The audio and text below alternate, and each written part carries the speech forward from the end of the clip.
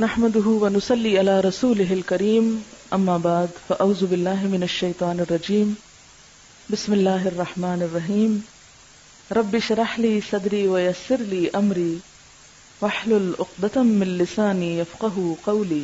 نمازوں کے علاوہ، خاص مواقع کے علاوہ دن میں جب بھی آپ چاہیں درود شریف پڑھ سکتے ہیں، لیکن عام دنوں کے علاوہ جمعے کے دن خصوصی طور پر درود شریف پڑھنے کی تاکید ہے، کیونکہ آپ نے اس کا خود حکم دیا. آپ صلی اللہ علیہ وسلم نے فرمایا، جمعہ کے روز کثرت سے مجھ پر درود پڑھا کرو.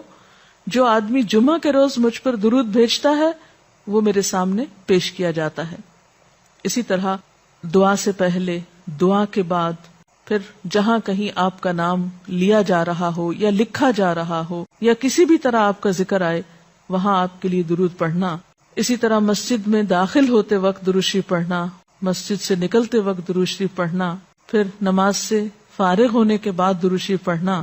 یعنی ایک تو نماز کے اندر ہے، لیکن نماز سے فراغت کے بعد، پھر اسی طرح ہر مجلس میں آپ پر درود پڑھنا ضروری ہے.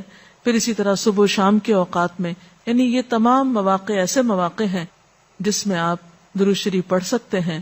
اور موقع کوئی ہو یا نہ ہو، دن یا رات کی گھڑیوں میں سے جس گھڑی میں آپ چاہیں، جب چاہیں، چلتے پھرتے کام کاج کرتے، آپ اللہ کے رسول صلی اللہ علیہ وسلم کو یاد کر سکتے ہیں. آپ کے لیے درود اور نبی صلی اللہ علیہ وسلم پر درود شریف پڑھنے کے کئی صیغے ہمارے ہاں مشہور ہیں. اس میں کچھ تو وہ ہیں جو آپ صلی اللہ علیہ وسلم سے ثابت ہیں، اور کچھ ایسے ہیں کہ جو لوگوں نے بعد میں خود بنا لیے ہیں.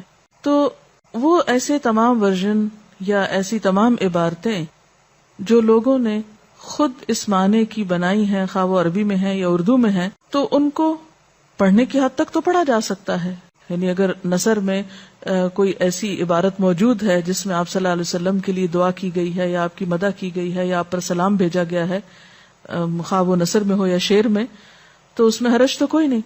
لیکن وہ چیز جو خود آپ صلی اللہ علیہ وسلم نے ہمیں سکھائی اور جو آپ کی طرف سے ہمیں ملی، اس کا مقام باقی ہر انسان کے کلام پر کہیں بلند ہے، کہیں زیادہ فائدہ مند ہے.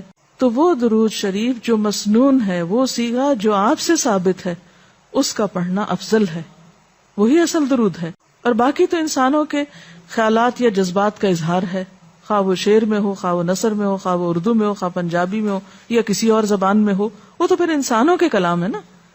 تو جس طرح اللہ سبحانہ و تعالیٰ کے کلام کو باقی تمام انسانوں کے کلام پر فضیلت ہے، اسی طرح نبی صلی اللہ علیہ وسلم کے کلام کو بھی باقی انسانوں کے کلام پر فضیلت ہے. ایک عام شاعر کتنی بھی خوبصورت بات کرے، لیکن اللہ کے رسول صلی اللہ علیہ وسلم سے آگے تو اس کی بات نہیں ہو سکتی.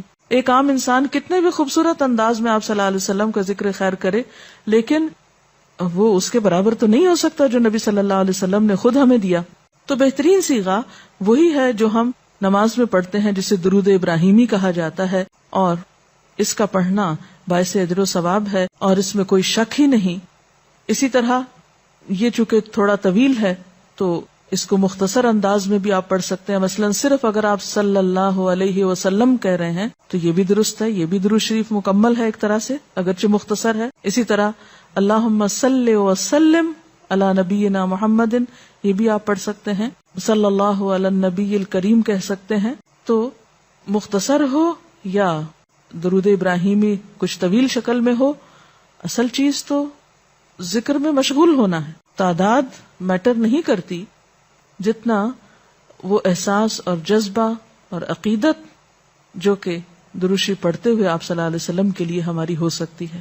تو ہمارے لیے دن میں بے شمار مواقع ایسے ہوتے ہیں کہ جس میں ہم درود شریف پڑھ سکتے ہیں. سب سے پہلا موقع تو خود نماز کا موقع ہے. اس وقت تک نماز مکمل نہیں ہوتی جب تک ہم اس میں درود شریف نہیں پڑھتے. پھر اسی طرح عام نمازوں کے علاوہ نماز جنازہ میں بھی درود شریف پڑھا جاتا ہے. پھر اذان کے بعد درود شریف پڑھا جاتا ہے. آپ صلی اللہ علیہ وسلم نے فرمایا، جب مؤذن کی آواز سنو، یعنی اذان سنو، تو وہی کہو جو مؤذن کہتا ہے، یعنی اذان کا جواب دو، پھر مجھ پر درود پڑھو. یعنی اذان کا جواب دینے کے بعد جب اذان ختم ہو جائے تو کیا کرنا چاہیے؟ نبی صلی اللہ علیہ وسلم پر درود بھیجنا چاہیے، کیونکہ مجھ پر درود پڑھنے والے پر اللہ تعالیٰ 10 رحمتیں نازل فرماتا ہے.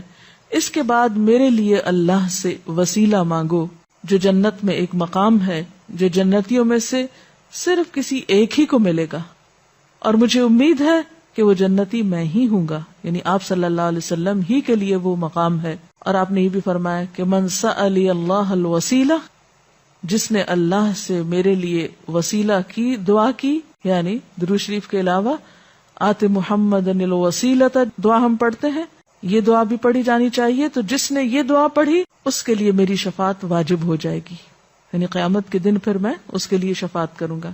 پھر یہ کہ درود شریف نہ صرف یہ کہ دنیا میں انسان کے لیے فائدے کا باعث ہے، بلکہ آخرت میں انسان کے لیے شفاعت کا ذریعہ بھی ہے۔ درود شریف پڑھنے والوں کو نبی صلی اللہ علیہ وسلم کی شفاعت نصیب ہوگی۔ آپ نے فرمایا جس نے 10 مرتبہ صبح و شام مجھ پر درود بھیجا اسے قیامت کے دن میری شفاعت حاصل ہوگی۔